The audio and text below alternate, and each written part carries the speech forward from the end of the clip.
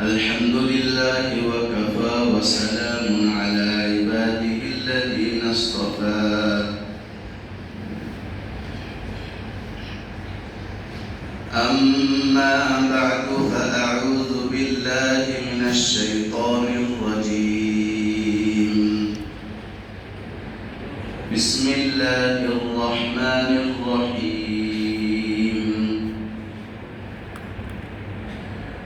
ولا تكونوا كالذين قضت غزلها من بعد قوة أنكاثا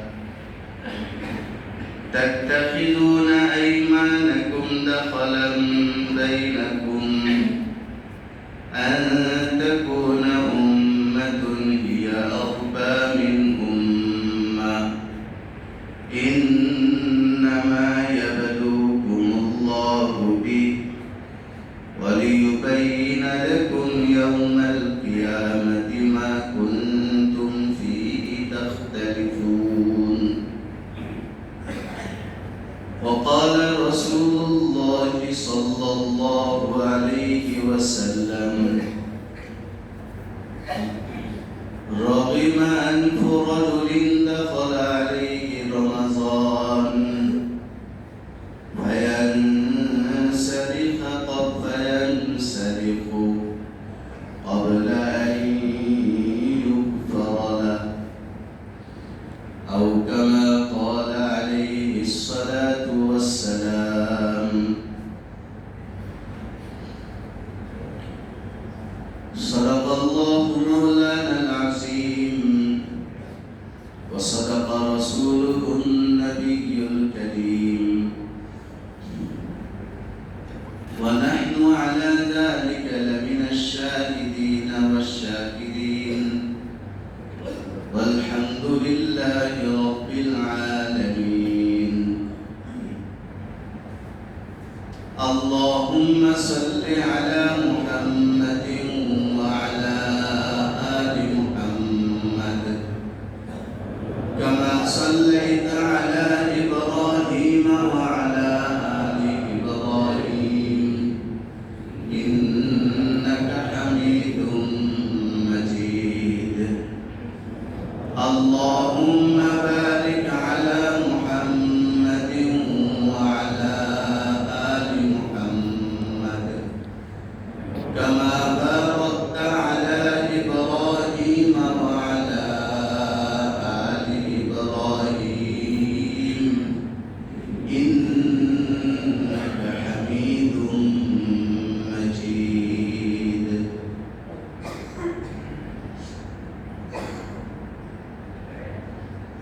قابل احترام মুসলিয়ান কিরাম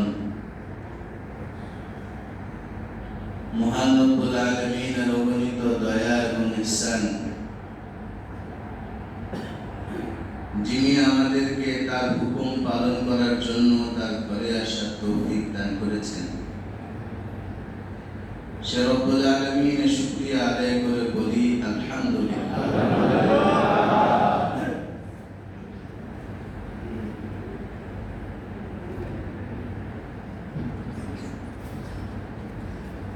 রমজানের জুমা হিসাবে এটা শেষ জুমা হতে পারে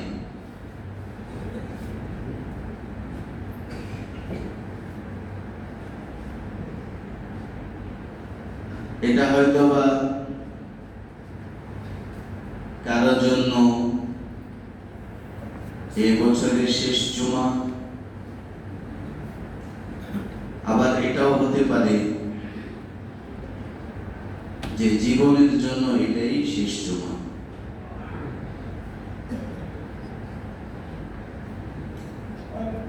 আল্লাহ তার বান্দাকে অধিক পরিমাণে মাফ করার জন্য প্রতিদিন যেমন একটা মুহূর্ত রাখেন সপ্তাহব্যাপীও আল্লাহ একটা মুহূর্ত রাখেন ওই সপ্তাহব্যাপী মুহূর্ত হলো জুমার দিন এই জন্য এটাকে সপ্তাহের ঈদ বলা হয় রমজান মাস আসছে আসছে আসছে, রমজানের আগে রমজানের প্রস্তুতির আলোচনা চলতেছিল। দেখতে দেখতে একেবারে শেষ পর্যায়ে পৌঁছে গেছি। বছরে একবারই আসে,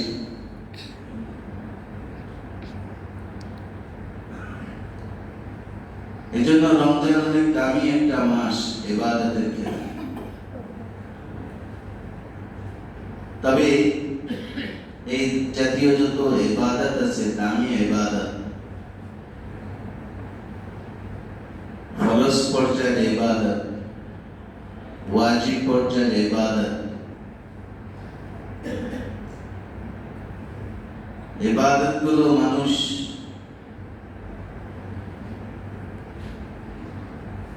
দুই ভাবে, যে কোনো এক ভাবে করে থাকে।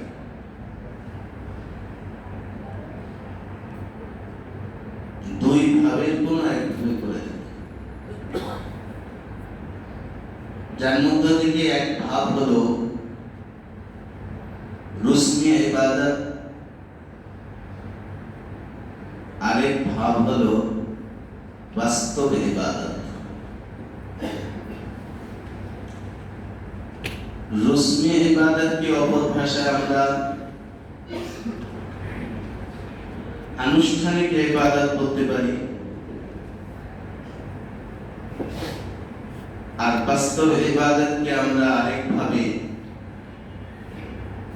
আত্মার ইবাদত বলতে পারি।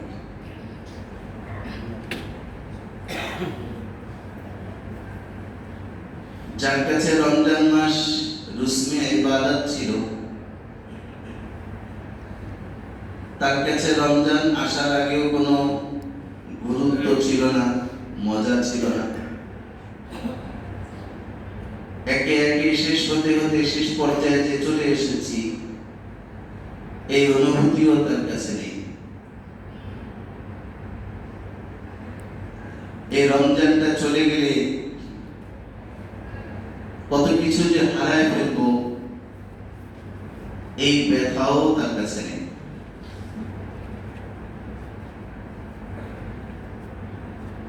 যে ইবাদতকে রুসমি বানিয়েছে, ইবাদতের ক্ষেত্রে তার অবস্থানটা এমন, পাইলেও কি না পাইলেও কি, এটা নিয়ে তার এত আহামরি টেনশন না।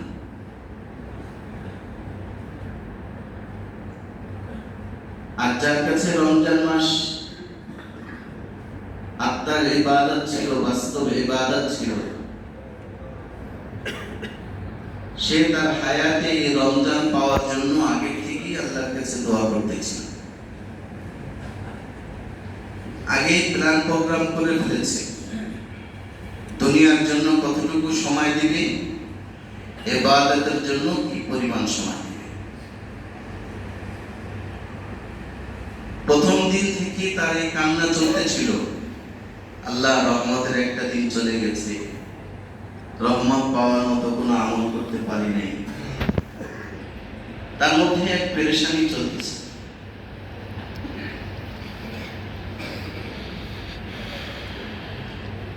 প্রথম দশক চলে যায়, তার পেরেশানি বাড়ে। দ্বিতীয় দশক চলে যায়, তার কান্না বাড়ে। তৃতীয় দশক যখন চলতে থাকে, তো কেমন যেন সে একটা অনেক দামি বস্তু হারায় ফেলছে, হাত ছাড়া হয়ে যাচ্ছে। এই ব্যথা তার দিলে, কর্মে, কাণ্ডে অনুভব হতে থাকে। এটা হলো যে ইবাদতকে বাস্তব ইবাদত বানিয়েছে, মনে করেছে, আত্মার ইবাদত মনে করেছে, তার অবস্থানটা এমন হয়ে থাকে। এই জন্য আমরা যারা এখানে আছি, আলোচনা শুনছি, রমজানের এই দিনগুলো যাচ্ছে, আমার কাছে কেমন লাগছে, এটা দিয়েই আমি নির্ধারণ করতে পারবো যে আমি ইবাদতকে রুসমি বানিয়েছিলাম নাকি বাস্তব মনে করেছিলাম।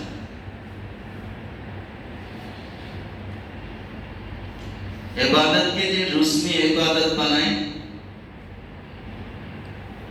হুজুর সাল্লাল্লাহু আলাইহি ওয়াসাল্লাম নামাজের উদাহরণ দিয়ে সব ফরজ ইবাদতের ক্ষেত্রে বুঝিয়েছেন এই ইবাদতটা শেষ হওয়া মাত্রই ইবাদতকে একটা ময়লা নিকৃষ্ট দুর্গন্ধযুক্ত কাপড়ের আকৃতি বানিয়ে পেঁচিয়ে ইবাদতকারীর মুখে নিক্ষেপ করা হয়, শব্দ ব্যবহার করা হয়, তোর এই নিকৃষ্ট ইবাদত আমার দরকার নেই, যা তোরটা তুই নিয়ে যা। আর যে ইবাদতকে বাস্তব ইবাদত বানায়, ইবাদতকে আত্মার ইবাদত বানায়, সে যখন আমল শেষ করে, হুজুর সাল্লাল্লাহু আলাইহি ওয়াসাল্লাম বলেছেন তার ইবাদতকে সুগন্ধি যুক্ত দামি একটা আকৃতি দান করে তাকে বলা হয় তোমার মঙ্গল হোক, তুমি আমাকে সম্মান দিয়েছ, আল্লাহ তোমাকে সম্মানিত করুক। এজন্য কোরআনে কারীমের মধ্যে আল্লাহ তাআলা আয়াত নাযিল করেছেন যে ইবাদতকে বাস্তব ইবাদত বানায় তার আমলের ধরন এমন হয়, আল্লাহ বলেন ইলাইহি ইয়াসআদুল কালিমুত তাইয়্যিবু ওয়াল আমালুস সালিহু ইয়ারফাউহু,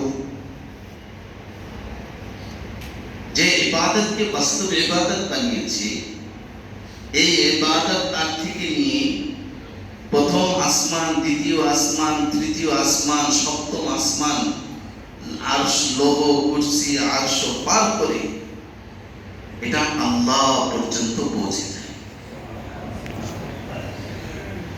শুধু এতটুকু নয়, হুজুর সাল্লাল্লাহু আলাইহি ওয়াসাল্লাম বলেছেন এই ইবাদতটা যাওয়ার সাথে সাথে যত স্তর সে অতিক্রম করে আল্লাহ পর্যন্ত যেতে থাকে, এই স্তর পর্যন্ত যত ফেরেশতা তার আশপাশ থাকে, ওই ফেরেশতা তার ইবাদতের সুঘ্রাণে মোহিত হয়ে সে ওই ব্যক্তি সম্পর্কে মন্তব্য করে বলতে থাকে, ইস কতই না সৌভাগ্যবান ওই বান্দা যার ইবাদত আল্লাহ পর্যন্ত পৌঁছে যাচ্ছে।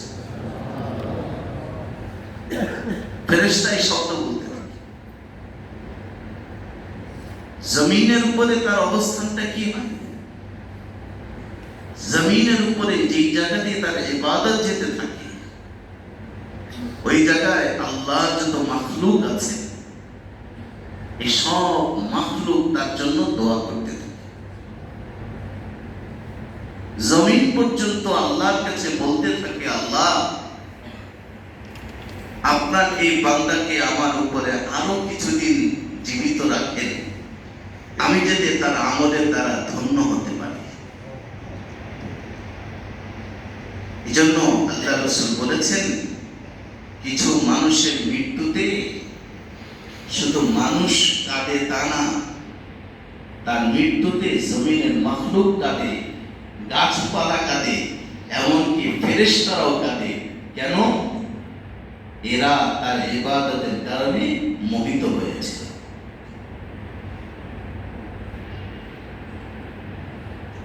এজন্য রমজান মাস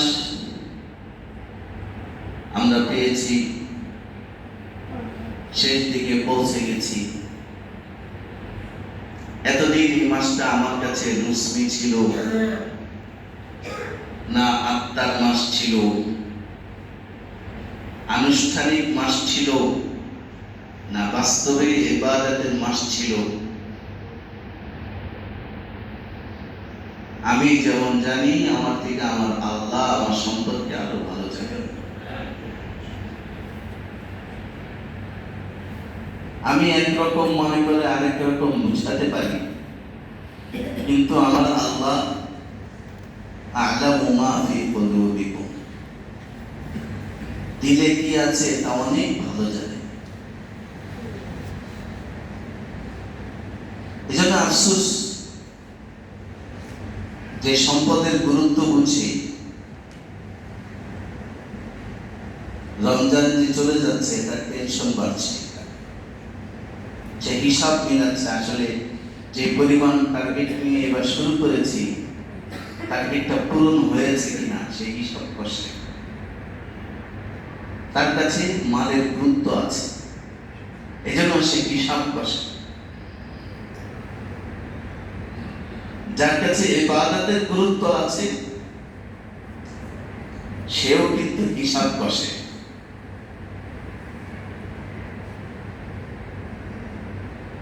কেননা তার হিসাবের মধ্যে এটা আছে যে আমি ছেলের জন্য জামা ঈদের পরেও কিনতে পারবো, মাগার আমার মা বাবা যিনি কবরে শায়িত আছেন ঈদের পরে তার জন্য ইচ্ছা করে জান্নাতের দরজা খোলা রাখতে পারবো না। যে জামা এখন বাজারে বিক্রি হচ্ছে ঈদের আগে এই জামা শেষ হয়ে যাবে এমন না, যেটার জন্য আমি পেরেশান ঈদের আগে সেটা শেষ হয়ে যাবে এমন না, আর শেষ হয়ে গেলেও আমার অনেক লস হয়ে যাবে এমন না। কিন্তু আমার যে কবরে শায়িত মা বাবার জন্য আল্লাহ জান্নাতের দরজা খুলে রেখেছেন, জাহান্নামের দরজা বন্ধ করেছেন, এটা পরিবর্তনের সময় চলে আসছে। এজন্য তার পেরেশানি বাড়ে, তার চোখের পানি বাড়ে, নিজের চিন্তা করে টেনশন করে। কেননা তিরমিজি শরীফের মধ্যে রাসূলের হাদিস বর্ণিত হয়েছে, হুজুর সাল্লাল্লাহু আলাইহি ওয়াসাল্লাম বলেছেন, রাগিবা আনফু রাজুলিন দাখালা আলাইহি রমাযান ফায়ানসালিখু ক্বাবলা আন ইউগফারা লাহু।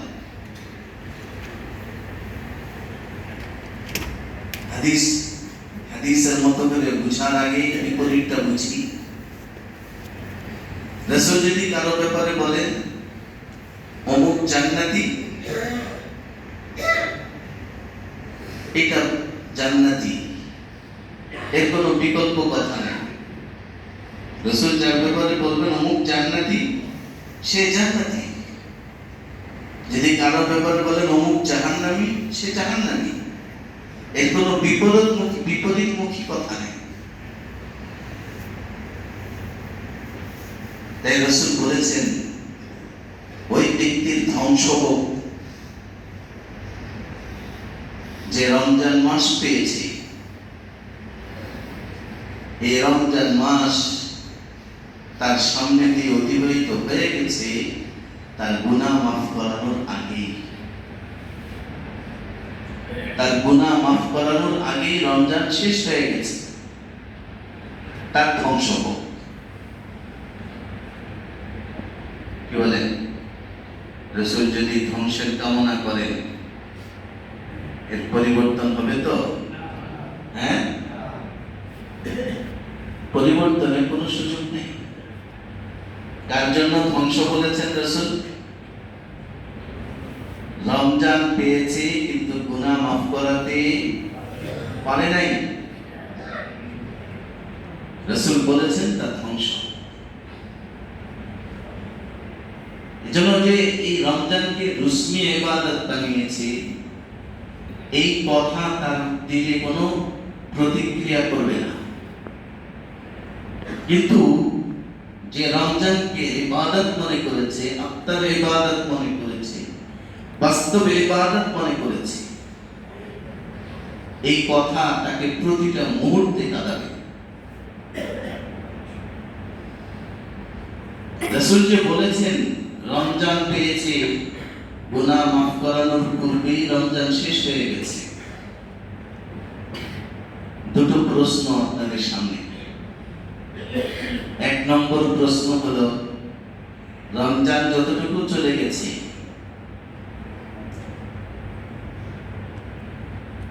কি আমাদের সব গুনাহকে মাফ করাতে পেরেছি? এটা হলো একটা প্রশ্ন। 2 নম্বর প্রশ্ন হলো গুনাহ কিভাবে মাফ করানো যায়? যেভাবে গুনাহ মাফ করানো যায় এতদিনে আমি কি সে আমলটা করতে পেরেছি? এই দুটো প্রশ্ন।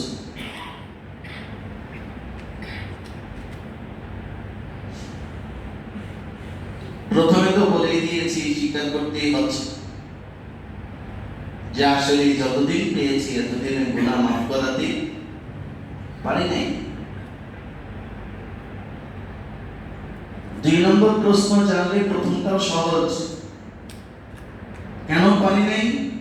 আসলে কিভাবে মাফ করাতে হয় এটা আমি জানি না।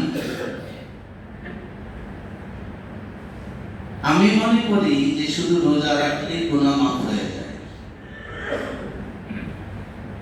আমি মনে করি এই আমলটা করলে গুনাহ মাফ হয়ে যায়। এজন্য আমলের ক্ষেত্রে আমলের 2টা পন্থা আছে। এক পন্থার আমল হলো করলে নেকি হয়, নেকি বাড়ে। আরেক পন্থার আমল হলো করলে গুনাহ মাফ হয়।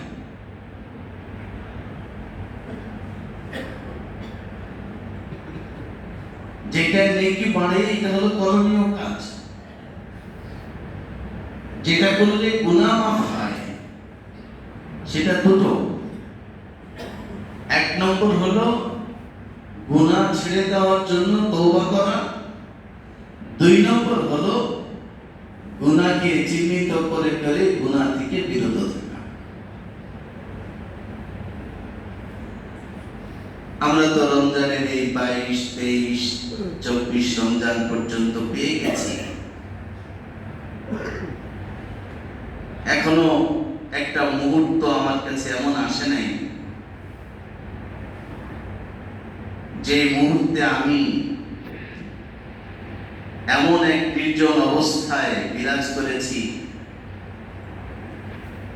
যে সময় আমার কল্পনায় ছিল যে এখনই আমার মৃত্যু হবে, এখনই আমি কবরস্থ হব, আজরাইল আমার পিছনে দাঁড়ানো। আমি যদি তওবা না করি তাহলে এখনই আমার জাহান্নাম শুরু। এই কথাগুলো তাকে প্রকম্পিত করেছে।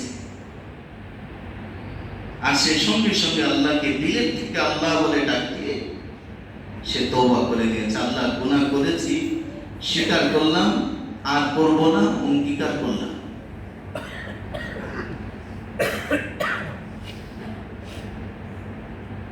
হয়তোবা এই মুহূর্ত বুঝেও আমরা বুঝি নাই। এজন্য সামনে যতদিন সময় আছে, পেছনেরটা তো পেছনে চলে গেছে, বাকি দিনগুলো যদি আমি বাস্তবে ইবাদত মনে করি, আত্মার ইবাদত মনে করি, হায়াতে আরেকবার পাবো এটার কোনো নিশ্চয়তা নাই বিশ্বাস করি, তাহলে আমার কাজ হলো এই যে কয়েকদিন আছে এই কয়েকদিনকে কঠিনভাবে মূল্যায়ন করা।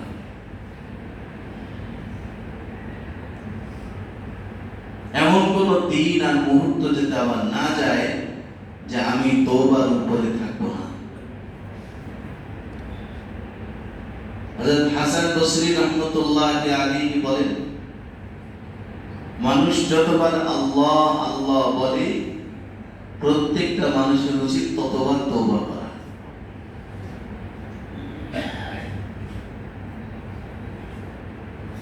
একটা টেম্পুর হেল্পার যতবার মানুষকে নির্দিষ্ট জায়গার জন্য ডাকে, বাসের হেল্পার যতবার নির্দিষ্ট জায়গার জন্য ডাকে, তার থেকে বেশি প্রত্যেকটা মানুষের তওবা করা। কেন? হযরত হাসান বসরি রাহমাতুল্লাহি আলাইহি বলেছেন, গুনার মধ্যে বড় একটা গুনাহ হলো শিরকের গুনাহ। এই শিরকের গুনাহ শিরক দুই প্রকারের হয়, বড় শিরিক, ছোট শিরিক। কিতাবের ভাষা বুঝায় প্রকাশ্য শিরিক, গোপন শিরিক। গোপন শিরিক মানুষের দিলে এইভাবে ঢুকে যেভাবে বাহিরের বাতাস মানুষের শরীরে লাগতে থাকে, যেভাবে বাহিরের বাতাস মানুষের শরীরে লাগতে থাকে, এইভাবে মানুষের দিলের মধ্যে গোপন শিরিক ঢুকতে থাকে। আর এই শিরিকের থেকে বাঁচার জন্য তওবা ছাড়া বিকল্প কোনো রাস্তা নেই। এজন্য আমি এখন তওবা করলাম, একটু পরে মনে হয়েছে আবার তওবা করা উচিত, কেননা আমার মনের অজান্তে এতটুকু সময়ের ভিতরে যদি আরো কোনো গুনাহ হয়ে যায়, আমার এই তওবার দ্বারা এই গুনাহটা মাফ হয়ে যাবে। যেন যে কয়েকদিন আছে, এই কয়েকদিন তওবার উপরে আমার সময় দেওয়া, বারবার তওবা করা আমার প্রত্যেকের জন্য জরুরি। আল্লাহর কাছে বেশি বেশি ক্ষমা চাওয়া জরুরি। 2 নম্বর আরেকটা আমল হলো, এই যে রমজান মাস, আল্লাহ জাহান্নামের দরজা বন্ধ করে রেখেছেন, জান্নাতের দরজা খুলে রেখেছেন, ফেরেশতাকে এই শয়তানকে শিকলাবদ্ধ করে রেখেছেন। ইবাদতের জন্য আল্লাহ যে একটা পরিবেশ তৈরি করেছেন, বলেন না পুরাটা রমজান অনেক গরম ছিল, হ্যাঁ, যে আবহাওয়াটা চলমান ছিল, এইটাকে একরকম জান্নাতি আবহাওয়া বলা যায়। ইবাদতের সুবিধার্থে আল্লাহ এই পরিবেশ তৈরি করে দিয়েছে। এই যে একটা আমলের পরিবেশ ছিল রমজানের পরে, এটা যাতে আমার দ্বারা একেবারে ভঙ্গ না হয়ে যায়, আমার দ্বারা যাতে একেবারে চুরমাচুর না হয়ে যায়। যদি চুরমাচুর করে ফেলি আমি, তাহলে এটা কেমন কি হবে? কোরআনে আল্লাহ উদাহরণ দিয়ে বুঝিয়েছেন। আমি আমার থেকে অন্য উদাহরণ দিয়ে বুঝাই। একজন সম্পদশালী মানুষ অনেক টাকা খরচ করে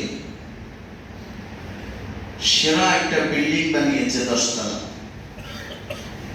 এটা বাংলাদেশের মধ্যে একটা অনন্য বিল্ডিং। এই বিল্ডিংটা বানানোর পর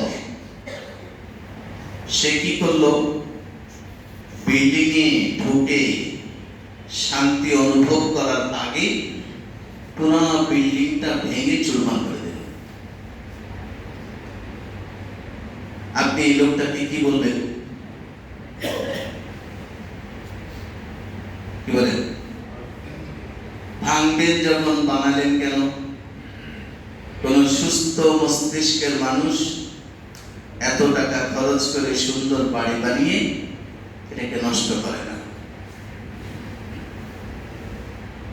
ঠিক না? আচ্ছা, আপনারা কে কে এই লোকের মতো হবেন বলেন তো? হ্যাঁ, আপনারা কেউ কেউ এই লোকের মতো হবেন?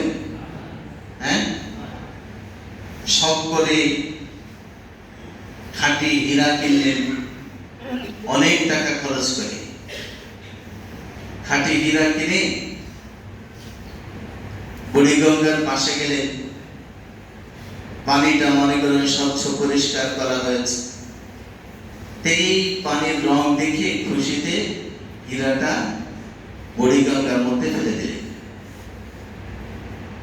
কেউ এই লোকটাকে ভালো লোক বলবে? হ্যাঁ, এরকম কে হবে? কেউ হবে? আল্লাহ কোরআনের মধ্যে সূরা নাহলে উদাহরণ দিয়েছেন। আল্লাহ যে ইত্যাদি উদাহরণ দিয়েছেন সেটা হলো কাপড় বোনানোর তাঁত আছে না, তাঁত, একটা তাঁতি কাঠ সেট আপ করে এই পাশের থেকে ওই পাশে সুতা টেনে টেনে টেনে টেনে সুন্দর করে সব সাজিয়েছে একেবারে চূড়ান্ত পর্যায়ে। 3 রাত 24 ঘন্টা সব মেহনত করে এটাকে সুন্দর করে সাজিয়েছে। এরপরে কি করলো, একটা ধারালো প্লেট বা ছুরি নিয়ে একেবারে টুকরো টুকরো টুকরো টুকরো করে কাটলো। এটাও তো ওই বিল্ডিং মহিলার মতো ব্যক্তির মতো। তুমি মিয়া কাটলে আর বানাইলে কেন, এত দিন রাত চেষ্টা করলে কেন? আমরা এদেরকে পাগল বলি। আল্লাহ আমাকে দয়া করে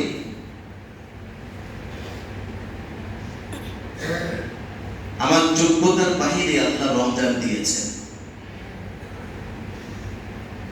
আল্লাহ বলে দিয়েছেন, তুমি যদি রমজানের পবিত্রতা রক্ষা করো 1 মাস, আমি তোমাকে বাকি 11 মাস পবিত্র রাখবো। তুমি আগে পবিত্রতা রক্ষা করো, রমজানের হেফাজত করো, আমি তোমার 11 মাসের হেফাজত করো। আমি যদি রমজানের পরে রমজানের মতো দামি মাস পেয়ে যা বরকত অর্জন করেছি, গুণ অর্জন করেছি, এই সবগুলো আবার রমজানের পরে সব শেষ করে দিই, তাহলে আমিও ওই পাগল বেটার মতো। আল্লাহ এটাকেই কোরআনের মধ্যে বলেছেন, ওয়ালা তাকুনু, খবরদার হয়েও না এরকম ওই মহিলার মতো হয়েও না যে কাপড় বোনানোর জন্য তাঁত তৈরি করে সব সুতা টানিয়ে কমপ্লিট করার পরে আবার এগুলো সব কেটে তুচ্ছ তুচ্ছ করে ফেলেছে। তুমিও রমজানের জন্য সব প্রস্তুতি নিলা, রমজান যেদিন শুরু হয়েছে সেদিন থেকে তুমি নিয়মিত 5 ওয়াক্ত নামাজ পড়া শুরু করলা। রমজান শুরু হয়েছে, তুমি মাথায় টুপি দেওয়া শুরু করলা। রমজান শুরু হয়েছে, তুমি নিয়মিত মিসওয়াক করা শুরু করলা। রমজান শুরু হয়েছে, তুমি মানুষকে দান দক্ষিণা করা শুরু করলা। রমজান শুরু হয়েছে, তুমি রমজানের পবিত্রতায় মুখে দাড়ি ঠিকমতো রেখে দিলা। তুমি সেলুনে যাও না। রমজান মাস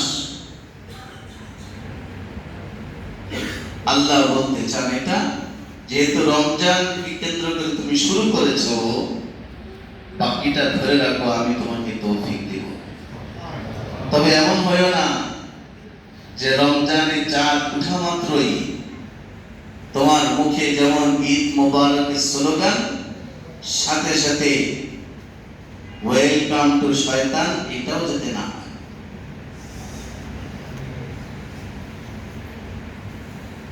কি বলেন? শয়তানকে আল্লাহ বন্দী করে রেখেছেন। চাঁদ উঠা মাত্রই শয়তান মুক্তি পেয়ে যাবে। তো যে ইবাদতকে ইবাদত মনে করেছে, সে বলবে তুমি বন্দী ছিলা, এখনো তুমি আমার কাছে বন্দী আছো, তোমার খপ্পরে আমি আর পড়ব না। আর যে ইবাদতকে রুসমি বানিয়েছে, চাঁদ ওঠা মাত্র এসে বলবে, আরে দয়ালু মানুষটা এতদিন বন্দী ছিল, এখন যদি তাকে খুশি করতে না পারে কত বোকামি। এই জন্য সারা মাসে সেলুনে এত চাপ থাকে না, চাঁদ ওঠা মাত্র সেলুনে চাপ যত বেশি থাকে। লাগলে ডবল টাকা দিয়ে কাজ সারাবে, তাও শয়তানকে খুশি করেই ছাড়বে। এই জন্য রমজান মাস শেষ হচ্ছে, রমজানের বরকত যাতে আমার থেকে শেষ না হয়। রমজান মাস শেষ হচ্ছে, রমজানের রহমত যাতে আমার থেকে শেষ না হয়। রমজানের বিদায় হচ্ছে রমজানের গুরুত্ব যাতে আমার থেকে বিদায় না হয়। কারো থেকে রমজানের গুরুত্ব যদি বিদায় নিয়ে নেয়, বুঝতে হবে সে ওই পাগল বেটার মতো, যা অর্জন করেছে একদিনে সব শেষ করে দেবে। শুধু পাগল বেটার মতো না, বলেছি যে ইবাদতকে রুসমি বানাবে, তার জন্য এই অপেক্ষা করতে হবে যে ফেরেশতা তার মুখের মধ্যে এই রমজানকে ছুঁড়ে মারবে, দুর্গন্ধযুক্ত কাপড়ে আকৃতি দিয়ে তার মুখে ছুঁড়ে মারবে। যত ভালোই পারফিউম লাগাই না কেন, ফেরেশতার দুর্গন্ধযুক্ত রুমাল কিন্তু আমার জন্য আছে। এজন্য রমজান শেষের দিকে খুশির বিষয় না, রমজান শেষের দিকে কান্নার বিষয়। কেননা আমি এখনো গুনাহ মাফ করাতে পারিনি, তাই বাকি যে কয়েকদিন আছে এই কয়েকদিনে ইবাদতের মাধ্যমে মূল্যায়ন করব, তওবার মাধ্যমে মূল্যায়ন করব, আর আল্লাহর কাছে দোয়া করব, আল্লাহ রমজানের বরকত যে আমলের দ্বারা ধরে রাখা যায়, আমাকে রমজানের পরে মৌত পর্যন্ত ওই আমল ধরে রাখার তৌফিক দান করে।